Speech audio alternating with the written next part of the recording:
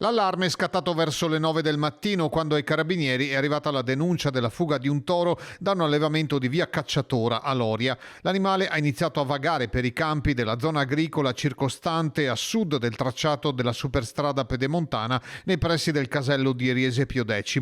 Nella zona sono arrivati anche i vigili del fuoco, mentre il sindaco Alberto Battistella iniziava le procedure per l'abbattimento dell'animale vista la pericolosità della situazione. Il toro continuava a fuggire anche in zona abitata e quindi si è reso necessario l'abbattimento da parte degli organi preposti per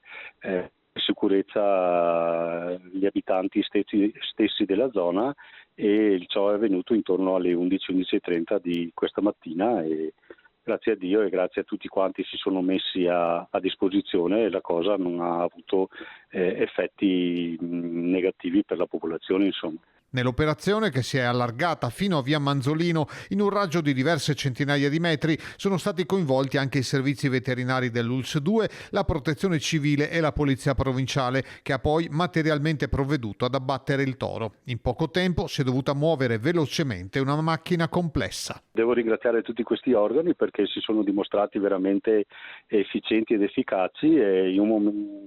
con poco preavviso sono stati fatti tutto quello che si è reso necessario per evitare di avere dei problemi tra la popolazione, insomma, quindi grazie a tutti per l'ottimo lavoro fatto.